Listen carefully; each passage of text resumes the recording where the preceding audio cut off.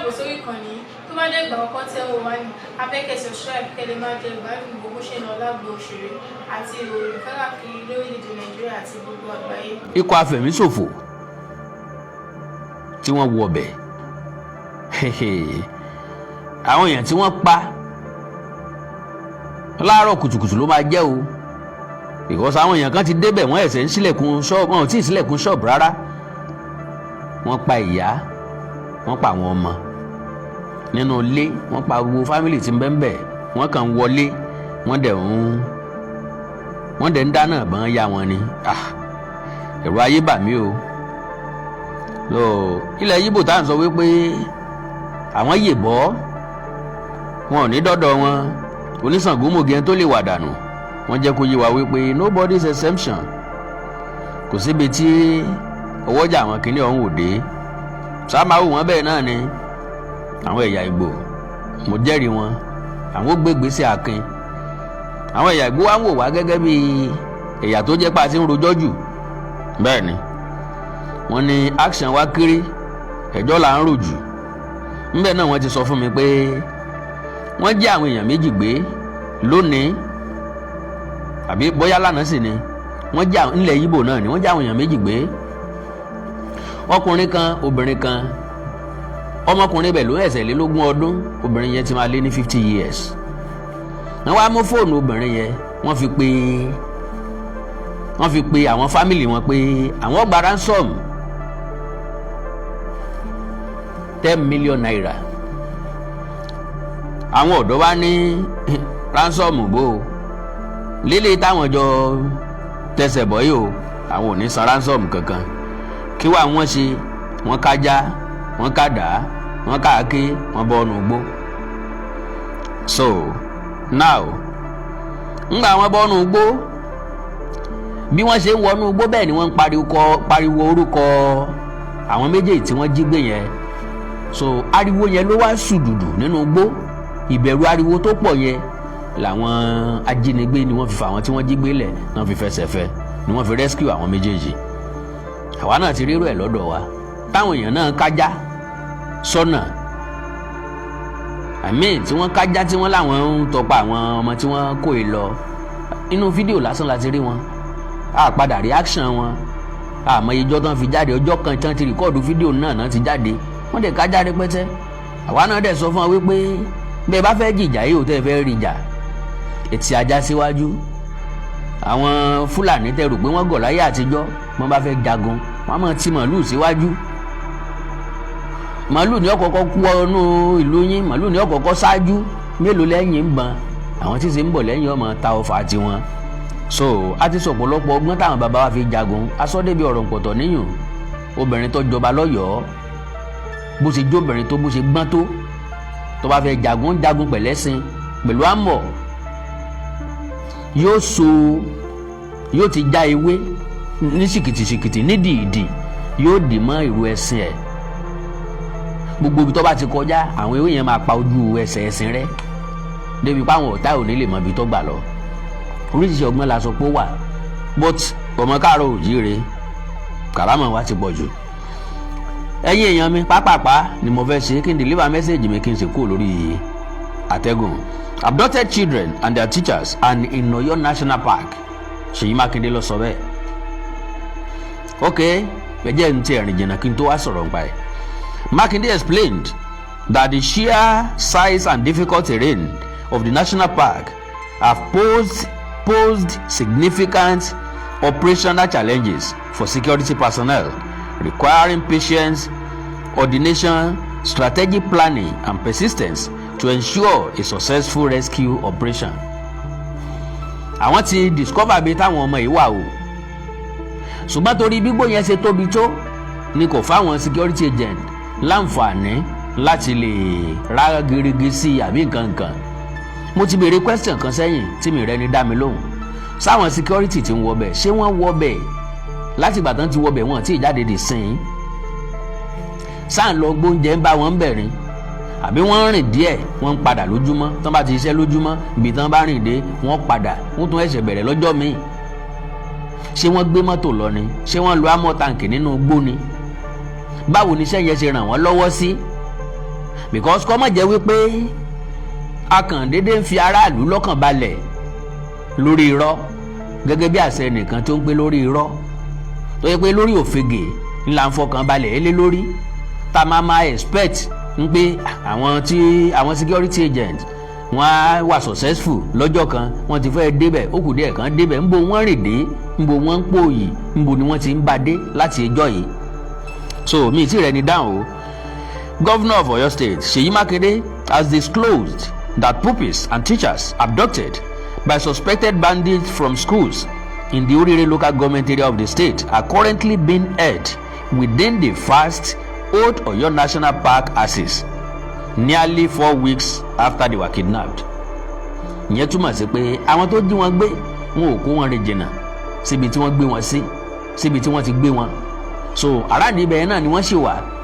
Alright, Makinde made the revelation on Friday while providing an update on ongoing rescue efforts, assuring families and residents that security agencies have intensified operations to secure the safe release of the victims. Now our question ó ní wípé láti ìjọ́ tán ti jí àwọn ọmọ yìí gbé ìjọ́ kejì ẹ̀ làwọn security náà ti sọ pé àwọn ti bẹ̀rẹ̀ action náà ti bọ́ sínú igbó. Lo and behold, ó ti fẹ́ pé oṣù kan gẹ́rẹ́gẹ́ tí wọ́n ti káwọn ọmọ yìí lọ. Ìrètí náà la sì ń faraàlú, ìfọkànbalẹ̀ náà la sì ń sọ.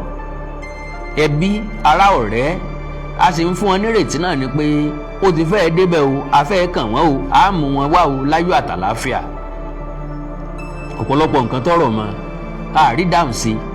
Ṣèjọba ń gbóúnjẹ ránṣẹ́ sí wọn ni. Àwọn ọmọ yìí wà nínú igbó nínú igbó national park ni. Ta ló ń lọ ń gbóúnjẹ fún wọn bẹ̀? Sáwọn tó kó wọn sọ wípé oúnjẹ tó ó ń bẹ fún wọn. Ó ti fẹ́ pòṣù kan lóòótọ́, ìjọba kọ́ ló kó wọn, àwọn security agent kọ́ ló kó wọn, sábàbí ló kó wọn, kádàrá ló kó wọn, àgbà kádàrá. Aṣọ kan ṣoṣo ṣé wọ́n láǹfààní àti bọ́ pátá wọn? Àwọn ọmọ kéékèèké wọ́n ń jókòó lẹ́lẹ̀ ni o. Ẹ gẹ́ẹ̀tì mi, mo ní reason tí mo fi sọ bẹ́ẹ̀. Ṣé wọ́n láǹfààní àti bọ́ pátá wọn? Ṣé wọn ò lè bọ̀? Ṣé wọ́n bọ̀? So ṣe é fọ̀? Ṣé wọ́n bá wọn fọ̀? Ṣé wọ́n gba àwọn principal yẹn láàyè láti máa bá wọn fọṣọ? Sorry o to use that language o, because gbogbo alámọ̀ wípé ìmọ́tótó borí àrùn mọ́lẹ̀ bọ́yẹ ṣe borí ooru. Pátá kan nídìí ọmọdé kò yẹ kó kọjá ọjọ́ kan. Bọ́mọ bá wá lọ́bùn tàbí òbí ẹ̀ lọ́bùn wọn ò ráàyè ọjọ́ méjì. Àwa tá a jẹ́ géńdékùnrin àwa tá a jẹ́ géńdékùnrin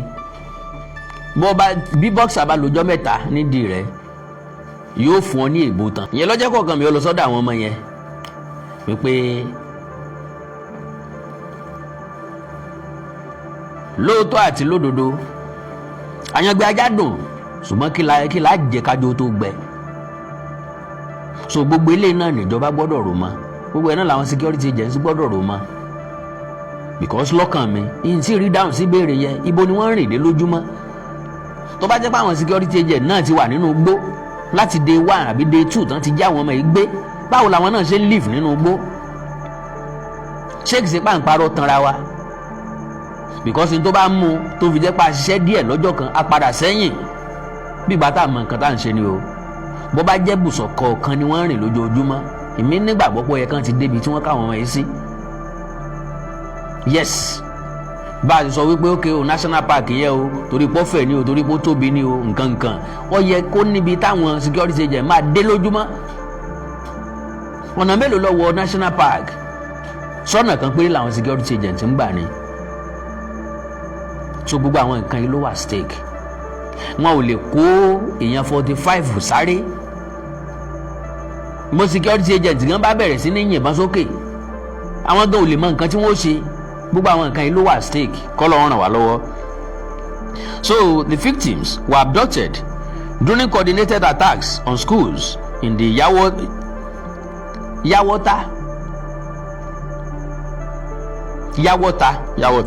Yawota and Aworo Isele communities of Orire local government area on May 15 tí wọ́n ti gbé àwọn èèyàn ikú lọ. According to the governor, intelligence report available to security agencies indicate that the abducted school children and teachers remain within the wider Old Oyo National Park area, a massive forest reserve that stretches across parts of 10 local government area in Oyo State and covers approximately 2,500 square kilometers.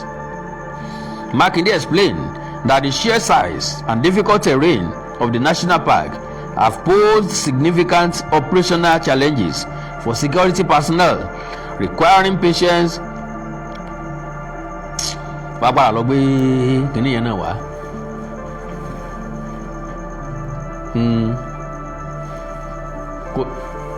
Ok, wá gbé kíní wá. Wá gbélé wá. Dan gbé complete wá. Ìyànpọ̀ wà mí. Sorry o, ntí mo fi ń kà lọ fẹ́ kú o. So now cover approximately 2,500 square kilometers. Makinde explains that the sheer size and difficult terrain of the national park have posed significant operational challenges for security personnel, requiring patience, coordination, strategic planning, and persistence to ensure a successful rescue operation. The governor stated that despite the difficulties involved, authorities were pursuing every credible lead and deploying all lawful measures available to ensure that the victims are rescued unharmed. Speaking on the anguish being experienced by families of the abductees, Makinde acknowledged the pain and frustration caused by the prolonged captivity of the victims. Kò sẹ́ni tí ó ṣe tí ò ní gbárata, kò sẹ́ni tí ó ṣe tí ò ní ronú. He said, and I quote, "It is extremely difficult for me to even ask how you are doing. It has been 27 days since our children and teachers were forcefully taken from their schools in the Iyawo and Isele communities of Orire local government area. For 27 days, families have gone to bed without their loved ones. For 27 days, communities have lived within uncertainty. For 27 days, our children and teachers have remained in captivity. I know that many times I have said we will get them home safely, but I also know that having heard this word so often, òótọ́ ọ̀rọ̀ ni náà níta ti ń gbọ́ láìmọye ọjọ́, a rescue wọn láti day 1, day 2, day 3, òní ni ó ti pọ́jọ́ 29 báyìí nìsín, a rescue wọn náà láti ń gbọ́. Ńjọ́ wo la wá fẹ́ rescue wọn gangan? Ìgbòjò ń lọ, ìgbẹ̀rún ń lọ, ẹni àdìsẹ́ ìjòkó le. Ńjọ́ lápá ti ń bẹ́nu ẹ̀. Ọjọ́ mélòó la fẹ́ fi pilẹ̀ wèrè? Ńjọ́ látò sangi lẹ́yìn. Ọdún mélòó la pilẹ̀ wèrè? Kí làgbẹ̀ ń ṣe lóko tí ń dòru gànjọ́? Àfi tí ó wà sọ ẹgbẹ́. So I know that many times I have said we will get them home safely, but I also know that having heard this word so often, without seeing that outcome yet, they may now sound hollow or empty. Please trust that they are not. We are doing everything within our power to bring them home safely. The governor said, although details of the rescue operation could not be disclosed for security reasons, efforts were continuing daily to secure the victims' freedom. He said, and I quote, "We cannot share the details of what we are doing, but you can rest assured that every single day we continue to pursue every credible lead and take every lawful action available to us to secure their release." Addressing parents, relatives, friends, and colleagues of those still being held captive, Makinde said the victims had not been forgotten and remain the top priority of the state government and security agencies. He said, and I quote, "To the parents, relatives, friends, and colleagues of those still in captivity, I know that no statement can ease your pain, but please know that your loved ones have not been forgotten. They remain at the center of our efforts every single day. The governor then revealed the latest intelligence regarding whereabouts of the abductees. He said, and I quote, "One thing I can say is that our security reports indicate that they remain within the wider Old Oyo National Park axis. This is a vast area that stretches across parts of 10 local government areas in our state, covering approximately 2,500 square kilometers. I mention this not to discourage anyone, but to help us understand the scale of the challenge before us. This is not an issue affecting only Orire local government area. It is an issue that concerns all of us. The size and terrain of the area require patience, coordination, and persistence. It also means that vigilance from members of the public remains extremely important." Makinde urged residents across the state to remain alert and cooperate with security agencies by reporting suspicious activities through the Oyo State Emergency Reporting System. He said, and I quote, "If you see anything suspicious, please call 615. The Oyo State Citizens Inquiry Number. The line is toll-free and staffed 24 hours a day, 7 days a week. Your report will be received and acted upon." The governor also appealed to members of the public to avoid spreading rumors or unverified reports regarding the abduction, warning that misinformation could undermine ongoing rescue efforts and jeopardize the safety of the victims.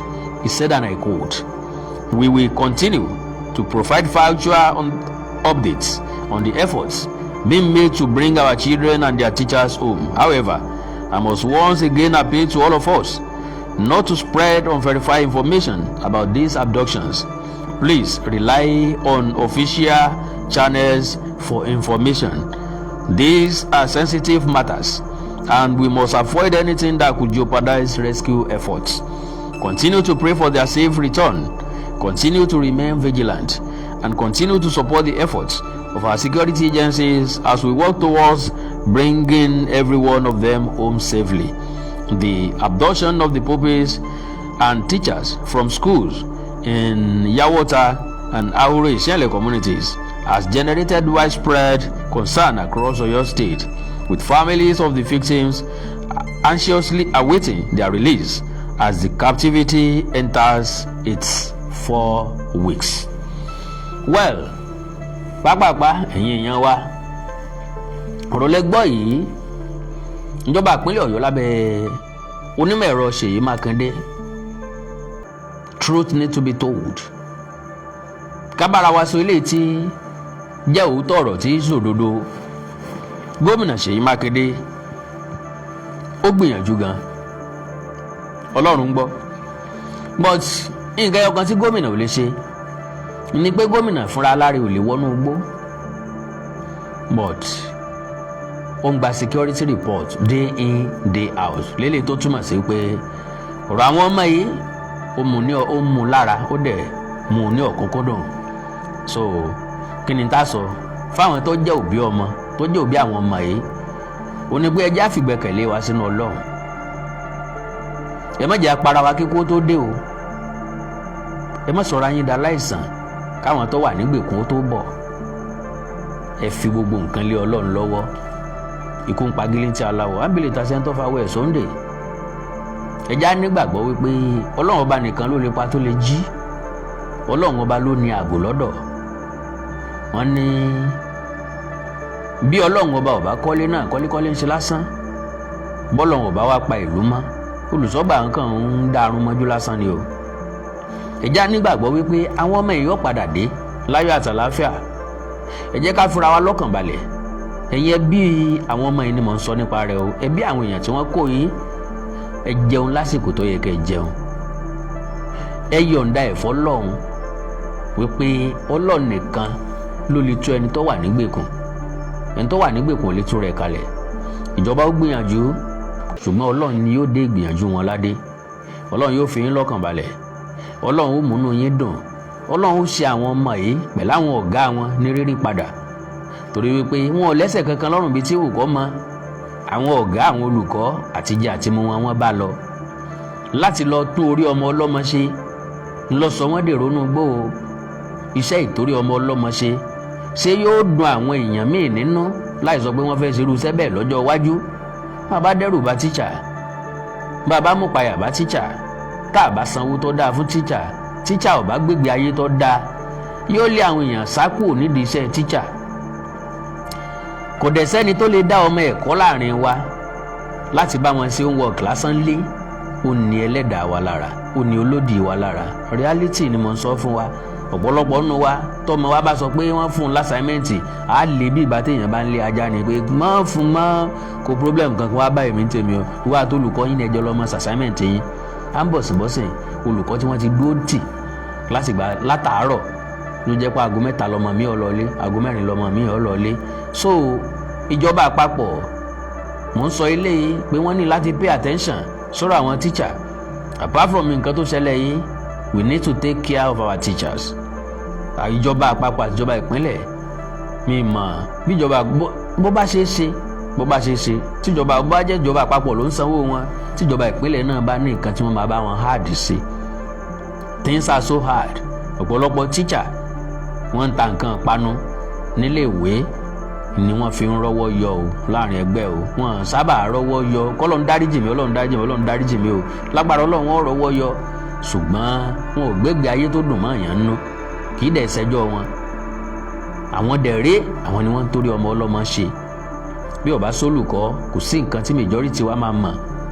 Teacher ló kọ́ president, teacher ló kọ́ ministers, teacher ló kọ́ governors. Gbogbo àwọn tó sọ pé àwọn jókòó sílé ìgbìmọ̀ aṣòfin lónìí iṣẹ́ ọwọ́ teacher ni. Agbẹjọ́rò tẹnu rẹ̀ ọmọ rí pérépéré ní kóòtù iṣẹ́ ọwọ́ teacher ni.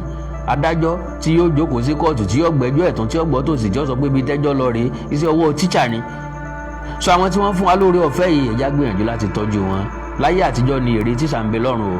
Sòfà tèrè gọ́fúnọ̀ bá ti sí lọ́rùn, tèrè president ò sí lọ́rùn, tèrè senator ò sí lọ́rùn, tèrè local government chairman lásán ò sí lọ́rùn. Ẹ má jà fèrè tíṣà sọ́run, ẹ jẹ́ káwọn náà ja ìwọ̀nba èrè wọn láyé ta wáyé o. Ọlọ́run nínú àánú ẹ̀ yóò dúró ti gbogbo wa o. Àkàndọ̀rọ̀ Ayọ̀kọ̀ǹkọ̀ mi ò nílò láti gbà àkókò yín. Information tí mo ní náà mo ti mú wá o. Oorun ayọ̀ lásùn àní tójú òun lójú ikú. Ẹ jẹ́ kí n fi opportunity apologize lọ́wọ́ ẹ̀yin parent àwọn akẹ́kọ̀ọ́ mi tí mò ń kọ́ lédè Yorùbá because mo rí pé àwọn èèyàn kan fara ya. Àkọ́kọ́ ẹ jẹ́ kí n lò báyìí, ẹ jẹ́ ká máa ní sùúrù fúnra wa ká sì máa gbìyànjú àti understand ara wa because àwọn nǹkan kan bẹ tó yẹ pé kò lè complete láyé. Kò sọ́mọ tí yóò lọ ilé ìwé complete látọjọ́ tí wọ́n ti bí ọmọ kí wọ́n wá tó fi parí primary secondary university kò wá ní miss class fọ́jọ́ kan. Kò sí rárá kò sí ní tá a lè ṣe láyé tó lè complete. Now lánàá ní tí ò jẹ́ ká ní class ni pé mo ní ìnáwó tí mo lọ. Èmi gan dẹ̀ wá ń sáré bọ̀ torí àwọn ọmọ yẹn pé kí n lè take wọn up kí n lè kọ́ wọn but mi lè make ẹ̀. Now oríṣiríṣi àwọn parents wa ti ń sọ̀rọ̀ ìgbàdógójì èrò wájà. Ọlọ́run nínú àánú ẹ̀ yọ wá pẹ̀lú gbogbo wa. Ẹ jẹ́ á máa take it easy pẹ̀lú ara wa. Understanding ló matter. Ọlọ́run yóò jẹ́ ká jèrè gbogbo àwọn ọmọ wa lágbára Ọlọ́run. Ìbànújẹ́ ò ní kàn wá o. Ẹ like follow page mi lórí Facebook. Ẹ̀yin náà fẹ́ kọ́ ọmọ yín ó darapọ̀ mọ́ wa, orí ọ̀fẹ́ àtàyè wà. Àwa sí class wa lónìí. Miss class kì í ṣe pa dédé miss class o. Ó wá bẹ́ẹ̀ ni o. Ẹ má bínú o. Ẹ̀yin parents wa. Mo ti bí àwọn akẹ́kọ̀ọ́ mi fúnra lára mi. Nígbà tá a dé yàrá àkàwé mo ti inú wọn dẹ̀ dùn kò dẹ̀ sọ̀rọ̀ mọ́. Kò jù bá náà lọ. Ẹ like follow page mi lórí Facebook Awikonko television àti Awikonko TV. Ẹ subscribe sí YouTube channel mi Awikonko TV àti Onídèmọdé TV fún Onídèmọdé game show. Ẹ wá ní nǹkan pàtàkì tẹ́ fẹ́ ká jọ sọ já sọ lẹ́yìn lórí WhatsApp +234 904 851 9362 +234 904 851 9362. Èdè àti àṣàlẹ̀ káàrọ̀ òjìrè bí òní wọ́ mi o. Orílẹ̀-èdè ilẹ̀ káàrọ̀ òjìrè òní dàrú. Ìlú ẹnì kọ̀ọ̀kan wa yóò tòrò mìnìmìnì. Àjùwàṣe ó dàárọ̀ o. Oorun ayọ̀ lásùn. Mr. Tunde Okole mi ní wáyé. God bless you sir. Mr. Olayinka Crown, I love you so much. I appreciate you. Gbogbo ẹ̀yin tẹ́ ẹ̀ náwó sí mi àánú Olódùmarè ní fín sílẹ̀ o. Ẹ̀wù ẹ̀yin náà ẹ fẹ́ ṣe ìbùkún Ọlọ́run lọ́pọ̀ yanturu. Ọlọ́run ó jogún ẹ̀ fún yín. Nífẹ̀ẹ́ nìkan kan dárò ẹnìkọ̀ọ̀kan. Gbogbo yín pátápátá lè jèrè gbogbo èso tó tara yín jáde lágbára Ọlọ́run. Bó ti wá wù kọ́ la yín ọ̀pọ̀ tó láyé ọ̀la àwọn ọmọ tí ẹ bí yóò ju tí ń lọ láṣẹ Èdùmàrè. Ó dàárọ̀. Oorun ayọ̀ lásùn. I love you all.